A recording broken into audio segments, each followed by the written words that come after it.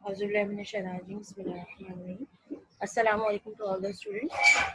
उम्मीद करती हूँ आप सब खैरियत से होंगे। जो हमारा नेक्स्ट चैप्टर इस टर्म का वो है प्लांट्स। सही है, लास्ट टाइम हमने डिस्कस किया था जो चैप्टर वो था nervous system, brain and nervous system. Now we are talking about the plants chapter. सबसे पहले हम रिकॉल कर लेते हैं कि हमने पिछली क्लासेस में या उसमें क्या पढ़ा था। सही, हमने पिछली क्लासेस में प्लांट के डिफरेंट टाइप्स पढ़ी थी, लेकिन हमने इससे सिंपल और कॉम्प्लेक्स के बारे में पढ़ा था। हमने ये पढ़ा था कि प्लांट के क्या क्या साइजेस होते हैं, छोटे होते हैं, बड़े होते हैं, हर्ब्स शर्ब्स के बारे में पढ़ा था। इसके अलावा हम पढ़ चुके हैं कि प्लांट अपना खाना किस तरीके से बनाता है by the help of the photosynthesis. उसको किस किस चीज़ की ज़रूरत होती है फोटोसिंथेसिस के लिए, ये हमने पिछली क्लासेस में पढ़ा था। इसके अलावा प्लांट्स कहाँ कहाँ रहते हैं, जैसे कि टेरेस्ट्रियल होते हैं, कुछ एक्वेटिक होते हैं, यानी कि कुछ जो है वो ज़मीन के ऊपर रह रहे होते हैं और कुछ पानी के अंदर मौजूद होते हैं। ये हम सब पिछली क्लासेस में पढ़ चुके हैं। उसके बाद जो हम इस चैप्टर में पढ़ेंगे, यानी क्या चीज़ नई है इस चैप्टर में जो हम पिछली क्लासेस में नहीं पढ़ चुके। इसके अंदर हम दो डिवीजन पढ़ेंगे प्लांट्स के। जो पहला है फ्लावरिंग एंड दूसरा है नॉन फ्लावरिंग प्लांट। इन दोनों डिवीजन को हम डिटेल में डिस्कस करेंगे। सही है, फ्लावरिंग प्लांट के प्लांट्स का डिवीजन जो है according to the seed structure कितने होते हैं। सही, सीड को क्या क्या कंडीशन रिक्वायर्ड होती है कि वो जर्मिनेट कर लें, और करेक्टरिस्टिक्स वगैरह मोनोकॉट और डाइकॉट प्लांट के हम डिस्कस करेंगे इस चैप्टर के अंदर इंशाल्लाह। आई होप कि आप लोगों को समझ में आ जाएगा। सही, सबसे पहले हम थोड़ा सा इंट्रोडक्शन देख लेते हैं कि प्लांट सबसे पहले है क्या। प्लांट एक पौधा यानी कुछ भी जो एक लिविंग पार्ट है, लेकिन हम इंसानों की तरह से चल नहीं सकता और बोल नहीं सकता। सही, लेकिन प्लांट पौधा है। सही है, उसके बाद हम प्लांट को दो उसमें डिवाइड करते हैं। एक होते हैं फ्लावरिंग प्लांट्स और एक होते हैं नॉन फ्लावरिंग प्लांट्स। इनके नाम से जाहिर हो रहा है कि एक फ्लावरिंग होते हैं यानी कि जिनके अंदर फूल निकले, और एक होते हैं नॉन फ्लावरिंग जिनका मतलब है कि जिसके अंदर फूलों के बगैर प्लांट्स मौजूद हो, यानी उनमें सिर्फ सिंपल स्ट्रक्चर लीव्स वगैरह का मौजूद हो या रूट्स वगैरह हो, इसके अलावा उनके अंदर प्लांट्स मौजूद ना हो।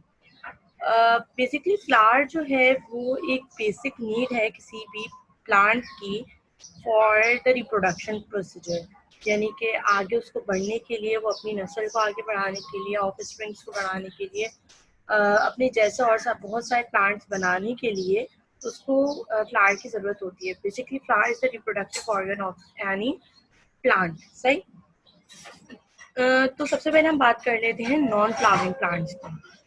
नॉन फ्लावरिंग प्लांट्स ऐसे प्लांट होते हैं जिनके अंदर फ्लावर प्रोड्यूस नहीं होते, पैदा नहीं होते। सही है, इनके अंदर से कुछ जो होते हैं वो सीडलेस भी होते हैं। सीडलेस मतलब यानी इनके अंदर सीड्स भी मौजूद नहीं होते। सीड आपको पता है ना, सीड क्या है। सीड भी एक सोर्स है कि अगर हम उसको जमीन के अंदर लगाते तो वो एक पौधा निकल आता है। सही, उसके बाद इसकी एग्जांपल्स में है एल्गी, मोसेस एंड फर्न्स। यहाँ पे नीचे की साइड पे तीनों आपकी एग्जांपल्स की पिक्चर बनी हुई है, इसको देख लीजिएगा। अब बात करते हैं कि कुछ जो प्लांट्स होते हैं यानी कि नॉन फ्लावरिंग के अंदर, उनके अंदर सीड्स मौजूद होते हैं, जैसे कि कॉनिफर्स। सही, लेकिन कुछ ऐसे होते हैं कॉनिफर ट्री नहीं है। बेसिकली जहाँ पे जो ट्री लगाया हुआ वो कॉनिफर नहीं है, कोन टाइप का होता है। आप लोगों ने अक्सर देखा होगा जो क्रिसमस ट्री टाइप के होते हैं ना, उसको हम मोस्टली वो कॉनिफर होता है। और कुछ ऐसे होते हैं but their seeds are not enclosed in fruit or flower, so they are called naked seeds, plant or gymnosperm। कुछ जो प्लांट्स होते हैं, यानी कि वाले जो प्लांट्स होते हैं नॉन फ्लावरिंग, इनके अंदर सीड में कुछ में सीड मौजूद ही नहीं होते, जैसे कि हमने पीछे पढ़ा एल्गी और मोसेस।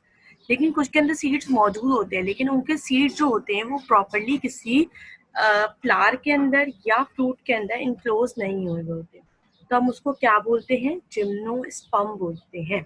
सही है, अब बात करते हैं कि फ्लावरिंग प्लांट्स की। फ्लावरिंग प्लांट्स क्या होते हैं? फ्लावरिंग प्लांट्स हमारे पास बेसिकली वो ऐसे प्लांट्स को बोलते हैं कि जिनके पास फ्लावर मौजूद होता है।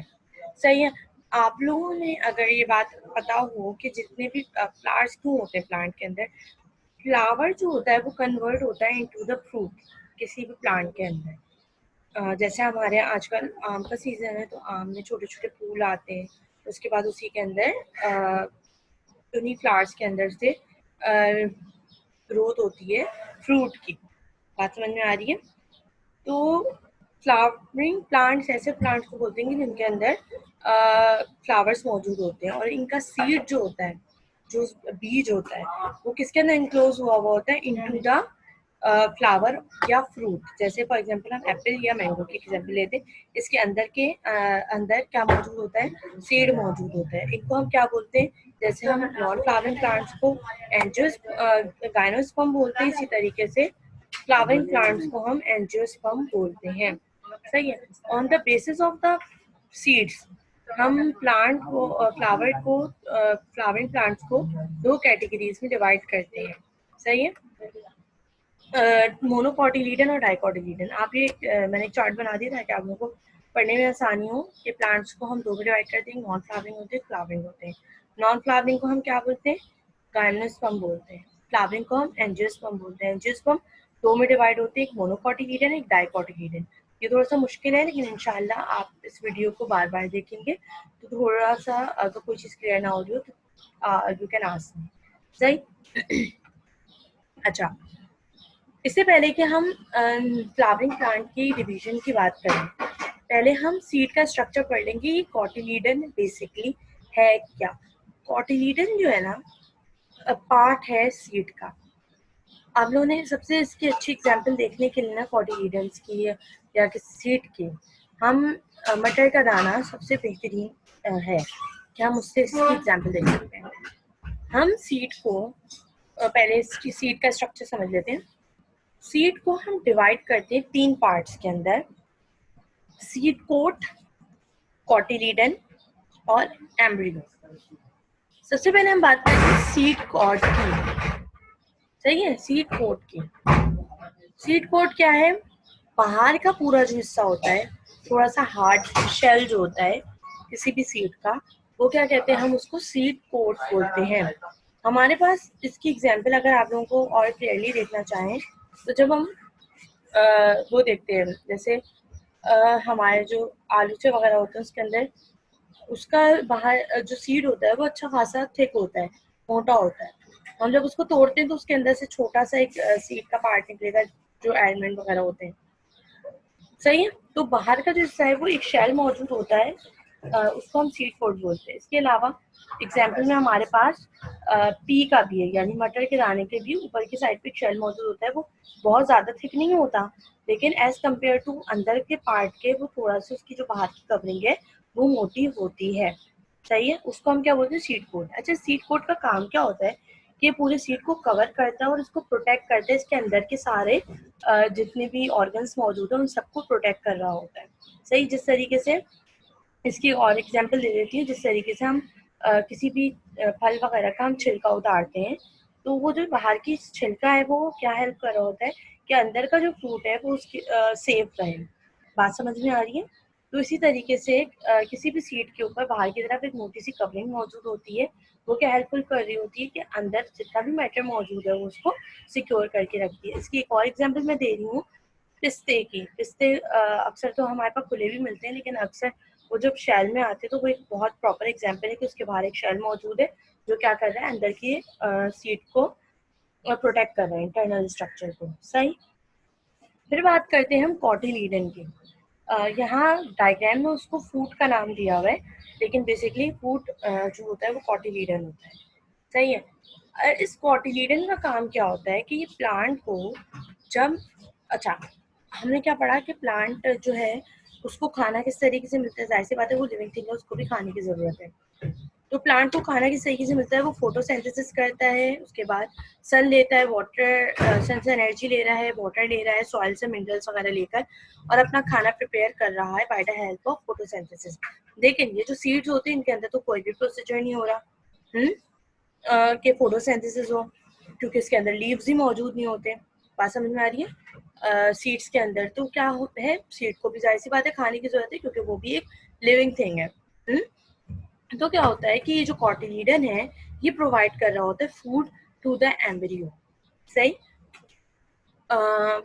पूरे सीड को खाने प्रोवाइड करने का काम कॉटिलीडन का। कॉटिलीडन मोस्टली सबसे बड़ा पार्ट होता है इन द सीड, जो ज्यादा एरिया घेर रहा होता है। इसमें देखें येलो पार्ट है कितना ज़्यादा एरिया घेर रहा है और ये फूड है प्लांट का बेसिकली, और उससे जो अंदर का एम्ब्रियो है वो कंटिन्यूसली खाना ले रहा है।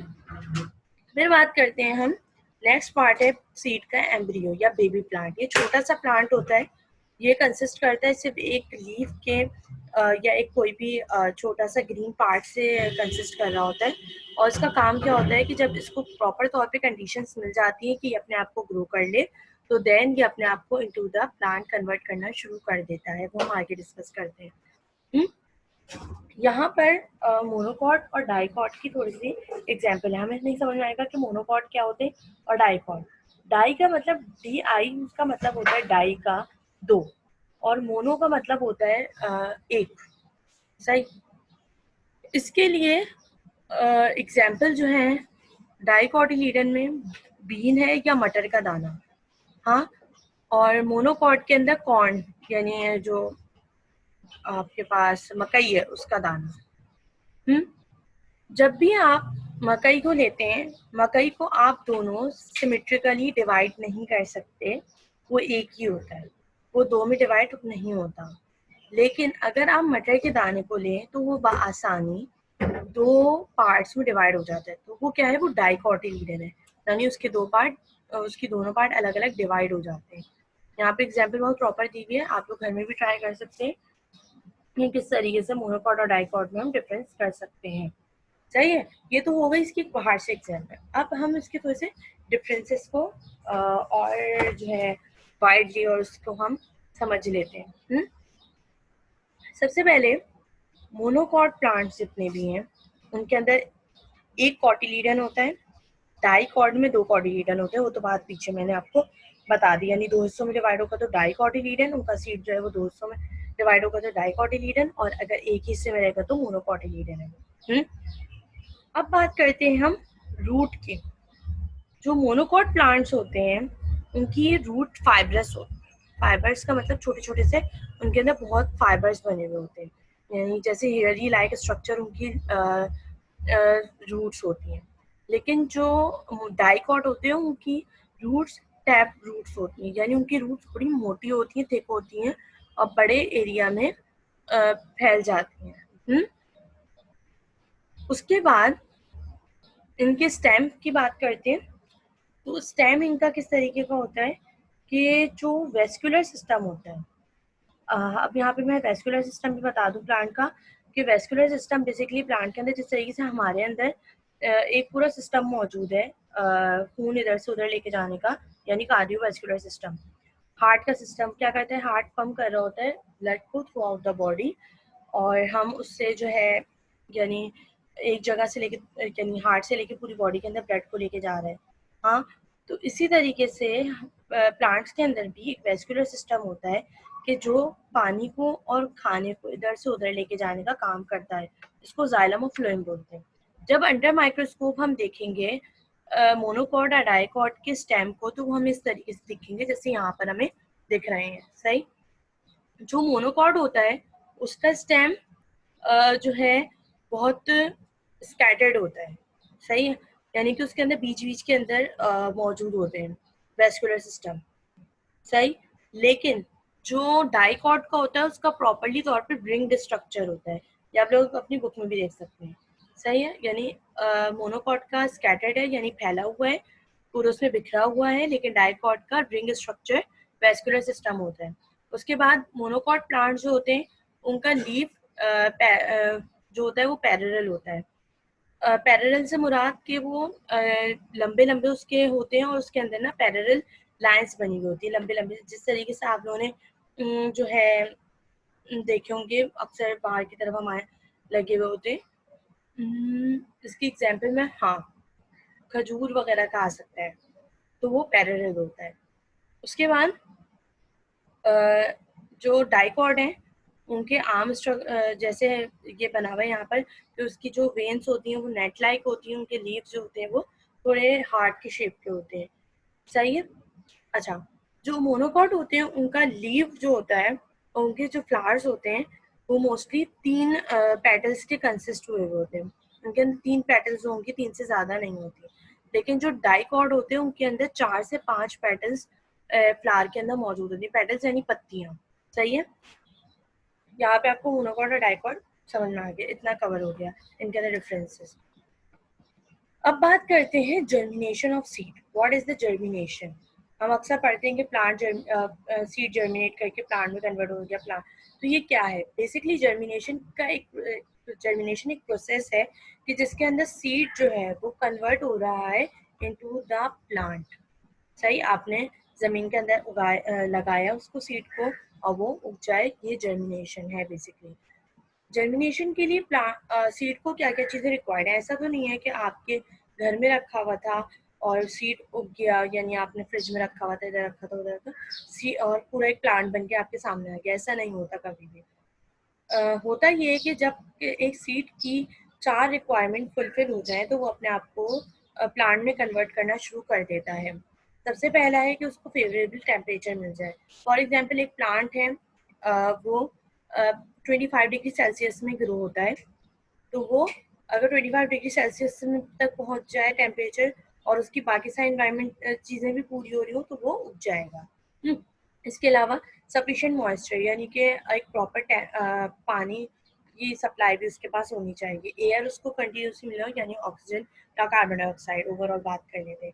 सही है। उसके बाद है प्रेजेंस और एब्सेंस ऑफ लाइट, यानी लाइट का भी मौजूद होना जर्मिनेशन के लिए बहुत ज़रूरी है। ये 4 चीज़ें कि इनके अगर ये सारी चारों चीज़ें फुलफिल हो जाएंगी तो कोई भी सीड कन्वर्ट हो जाएगा इनटू द प्लांट। इस प्रोसेस को बोलते हैं जर्मिनेशन। अब ये हमारे पास एक जर्मिनेशन का पूरा प्रोसीजर है कि किस तरीके से जो है प्लांट कन्वर्ट हो रहा है इनटू द फर्दर, आगे के आगे। एक्चुअली ये जो जर्मिनेशन की डेफिनेशन है मैंने नेट से निकाली है क्योंकि आपकी बुक में प्रॉपर डेफिनेशन मौजूद नहीं थी। हमने क्या किया, एक एक सीड को सॉइल के अंदर डाला, आपने देखा पहले प्रोसीजर में। उसके बाद चंद दिनों बाद हमने उसको पहले पानी दिया, उसको गर्मी मिली। सही। तो क्या होगा, उसकी जो ऊपर का उसकी हार्ड कोट हमने पढ़ा था ना, यानी सीड कोट, वो थोड़ा सॉफ्ट होना शुरू होगा आहिस्ता आहिस्ता करके। सही है। तो उसमें जो एम्ब्रियो मौजूद था, जो एक ग्रीन कलर का छोटा सा पार्ट था, वो बाहर की तरफ निकलेगा। उसके बाद क्या होगा कि सीड कोट ऊपर से हटना शुरू हो जाएगा आहिस्ता आहिस्ता, और वो जो कॉटिलीडन था अंदर का, जो एम्ब्रियो था, वो बाहर की तरफ आना शुरू होगा। इसकी सबसे अच्छी एग्जाम्पल आप लोगों को तब मिल सकती है कि आप एक काम करिएगा कि घर में जो इमली होती है ना, इमली का पौधा लगा के देखिएगा, उसका कवर कितना हार्ड होता है। आप उसको जमीन के अंदर लगाएंगे, चंद दिनों में उसका कॉटिलीडन अलग होना, सॉरी, उसका हार्ड कोट अलग होना शुरू होगा, फिर उसके अंदर से कॉटिलीडन बाहर निकलेगा। सही है। कॉटिलीडन का बेसिकली काम क्या होता है, तो पहले ही वो खाना बना के दे रहा है पूरे प्लांट को, सॉरी सीड को दे रहा है खाना कंटिन्यूसली। वो एक फूड स्टोर है, समझिए स्टोर है हमारे उसमें, कि जो खाना प्रोवाइड कर रहा है किसको, प्लांट को प्रोवाइड, सीड को प्रोवाइड कर रहा है।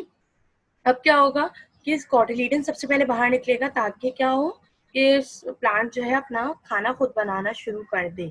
सही। तो कॉटिलीडन फिर बाहर निकलेगा और कॉटिलीडन अपने साथ जो है फिर उसके अंदर छोटे छोटे लीव्स निकलना शुरू होंगे, अपेयर हो जाएंगे जब उसकी स्टेम स्ट्रॉन्ग हो जाएगी। बेसिकली लीव्स तब तक नहीं निकलते जब तक जो स्टेम है वो स्ट्रॉन्ग ना हो जाए कि वो प्रॉपरली तौर पे लीव्स का वजन अपने उठा सके। सही है। तो क्या होगा कि लीव्स निकले, लीव्स के बाद जो है लीव्स के जरिए क्या होगा, फोटोसिंथेसिस शुरू हो जाएगा, यानी प्लांट अपना खाना खुद बनाना शुरू कर देगा और इस तरीके से प्रॉपर जर्मिनेशन हो जाएगी। सही। Thank you so much. अगर कोई भी इशू हो you can ask me easily, और इंशाल्लाह मुझे उम्मीद है कि समझ में आ गया होगा, और कोई भी चीज़ समझ में ना आए आप मुझसे पूछ लेगा। Thank you so much.